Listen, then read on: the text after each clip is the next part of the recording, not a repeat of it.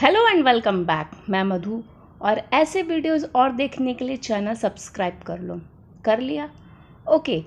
आज का टॉपिक है 6 elements of tragedy according to Aristotle. इससे रिलेटेड मैंने एक वीडियो और बनाया जिसमें मैंने कैथारसिस के बारे में बताया है, तो उसको भी चेक कर लेना, तो ये वीडियो और अच्छे से समझ में आ जाएगा। अकॉर्डिंग टू एरिस्टोटल ट्रेजेडी की डिफिनेशन क्या है? Tragedy is an imitation not of man but of an action and of life, and life consists in action and its end is a mode of action not a quality. Imitation क्या होता है? नकल करना। Simple शब्दों में अगर बोलूँ मैं तो जो ट्रेजेडी है वो इंसान की मतलब मैन की नकल नहीं है, वो एक्शन की नकल है और लाइफ की नकल है। ट्रेजेडी के सब सारे एलिमेंट्स हम लोग समझेंगे तो हमें ये सब चीज़ें बहुत अच्छे से क्लियर हो जाएंगी। 6 एलिमेंट्स होते हैं ट्रेजेडी के। First plot, second character, third thought, fourth diction, fifth song और 6 स्पेक्टेकल्स। सबसे पहला और सबसे इम्पोर्टेंट प्लॉट होता है किसी भी ट्रेजेडी के लिए। एरिस्टोटल ने प्लॉट को सोल बताया है ट्रेजेडी की और उसकी एकता पे जोर दिया है। यूनिटी ऑफ एक्शन होना चाहिए, यूनिटी ऑफ टाइम होना चाहिए और यूनिटी ऑफ प्लेस होना चाहिए। एरिस्टोटल ने प्लॉट के बारे में ये बताया है, the plot then is the first principle and as it were the soul of a tragedy, character holds the second place. Aristotle ने प्लॉट को सबसे ज्यादा इंपॉर्टेंस दिया है। अकॉर्डिंग टू एरिस्टोटल कैरेक्टर के बिना ट्रेजेडी बन जाएगी पर प्लॉट के बिना ट्रेजेडी नहीं बनेगी। एक एग्जाम्पल भी बताया है कि अगर बहुत सारे सुंदर कलर्स को अगर किसी बोर्ड पे कंफ्यूजिंगली अगर फैला दिया जाए वो उतने अच्छे नहीं लगेंगे। जब अगर उनको चौक से आउटलाइन कर दिया जाएगा उस पोर्ट्रेट को तब वो ज़्यादा सुंदर लगेंगे, बजाय अगर सिर्फ कलर्स को फेंक दिया जाए। तो उसकी आउटलाइनिंग करना ज़रूरी है। यही कैरेक्टर और प्लॉट में है। एरिस्टोटल बोलते हैं जो प्लॉट है वो प्रॉपर होना चाहिए, उसकी प्रॉपर बिगनिंग होनी चाहिए, उसका मिडल भी प्रॉपर होना चाहिए और एंड भी प्रॉपर होना चाहिए। हर एक पार्ट दूसरे पार्ट को पूरा सपोर्ट करना चाहिए, जिसमें कोई भी हिस्सा नॉन फंक्शनल ना हो, कोई भी हिस्सा ऐसा ना हो जिसकी ज़रूरत ना हो। जो क्लाइमैक्स या मिडल होना चाहिए वो अर्ली इफेक्ट का कॉज होना चाहिए। प्लॉट 2 टाइप के होते हैं, सिंपल प्लॉट और complex plot. Simple plot when the change of fortune takes place without reversal of the situation and without recognition। Simple plot में सिर्फ फॉर्च्यून का चेंज होता है। सपोज कोई अमीर से गरीब हो गया। Complex plot, a complex action is one in which the change is accompanied by such reversal or by recognition or by both।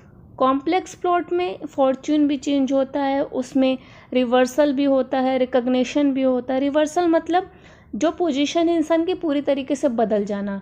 Suppose अमीर है तो गरीब हो गया। रिकग्निशन जो होता है as the name indicate is a change from ignorance to knowledge, producing love और hate between the persons destined by the poet for good और बैड फॉर्च्यून।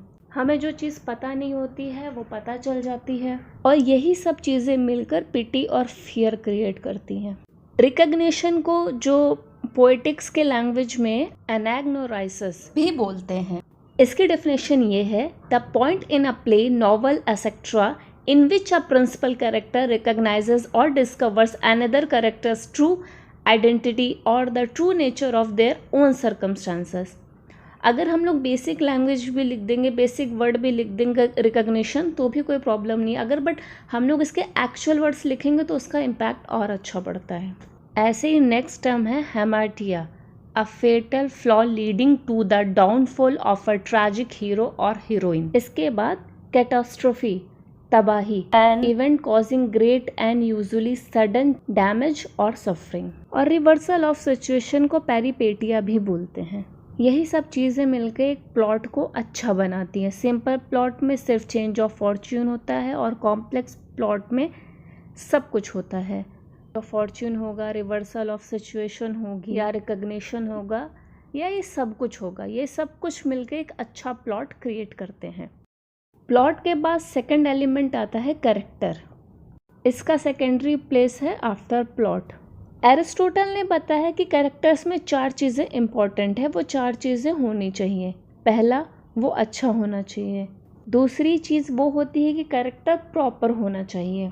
जैसे अगर सपोज मैनली वैलर है, वैलर मीन्स ब्रेवरी, अगर ये सब चीज़ें women's के कैरेक्टर में दिखा देंगे तो वो इनअप्रोप्रिएट हो जाएगी। एरिस्टोटल ये बोलते हैं कि ये सब चीज़ें मैन के अंदर ही अप्रोप्रिएट लगती है, अगर वुमेन्स के अंदर ज़्यादा दिखा दिया जाए तो वो इनअप्रोप्रिएट हो जाती हैं। मतलब लाइक जो आइडियल चीज़ें हैं मैन के लिए वो मैन में ही होनी चाहिए, जो आइडियल चीज़ें वुमेन के लिए वो वुमेन में ही होनी चाहिए, वो इंटरचेंज नहीं करना चाहिए। Third, character must be true to life. जो कैरेक्टर है वो ट्रू टू लाइफ होना चाहिए, मतलब वो एक्चुअल लगना चाहिए।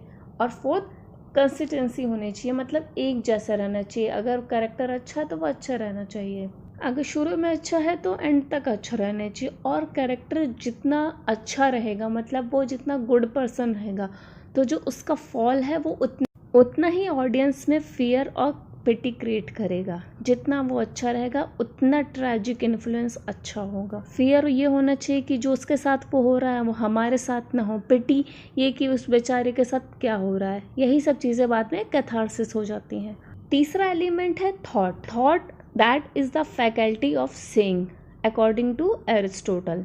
कौन सी चीज़ कह रहे हैं, क्या कह रहे हैं, उसका वे कहने का। थॉट एप्रोप्रिएट होना चाहिए सर्कमस्टांसेस और सिचुएशन के अकॉर्डिंग।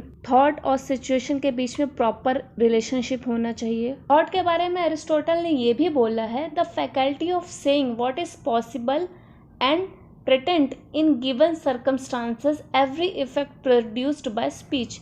पर्टिनेंट मीन्स उचित।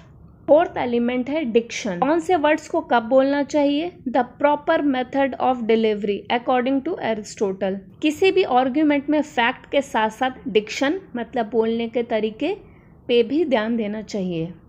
डिक्शन क्लियर होना चाहिए, बेसिनेस और लॉफ्टीनेस नहीं होना चाहिए। Diction, it is not enough to know what we ought to say, we must also say it as we ought.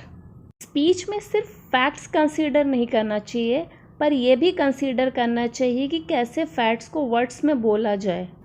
The proper method of delivery according to Aristotle. किसी भी argument में fact के साथ साथ डिक्शन मतलब बोलने के तरीके पे भी ध्यान देना चाहिए। फिफ्थ एलिमेंट है सॉन्ग। ये ट्रेजेडी की ब्यूटी के लिए इम्पॉर्टेंट है, जिससे लोग कोरस बोलते हैं। किसी भी ट्रेजिक प्ले में देखते हैं हम लोग तो कोरस होता है, कुछ लोग गाना गाते रहते हैं एक तरीके से। एरिस्टोटल ने बोला है holds the chief place among the embellishments. ये सॉन्ग के लिए एरिस्टोटल ने बोला है। मेजर एनालिसिस है इवेंट्स का, पास्ट प्रेजेंट और फ्यूचर का। ये ड्रामेटिक इफेक्ट क्रिएट करता है, इंटेंसिफाई करता है, ये मेजर इवेंट्स को नरेट करता है। जो ग्रीक्स लोग हैं उनके लिए जो म्यूज़िक सिर्फ सिंगिंग और प्लेइंग ही नहीं था, उनके उसके साथ साथ डांस, रिदम, वर्ड्स भी इम्पॉर्टेंट है। ये सब आपस में बहुत इम्पॉर्टेंट है, ये उनकी फ़िलॉसफी के लिए भी ज़रूरी है। एक के बिना दूसरे का एग्जिस्टेंस नहीं हो सकता। सिक्स्थ एलिमेंट है स्पेक्टेकल्स। इसके लिए एरिस्टोटल क्या बोलते हैं, the spectacle has Indeed an emotional attraction of its own, but of all the parts it is the least artistic and connected least with the art of poetry. ये सबसे least important part है। इससे हमें visual experience में help मिलती है, इससे audience में इमोशनल अट्रैक्शन और होता है। ये एग्जैक्टली होता क्या, स्पेक्टेकल्स कोरस का dance formation, costumes, movements, gestures and hand signs of actors. Okay, तो हम लोगों ने डिस्कस कर लिया 6 elements of tragedy by Aristotle. जैसा भी लगा वीडियो कमेंट करके बताओ, अच्छा लगा है तो लाइक करो। Thanks for watching, see you next time, bye bye.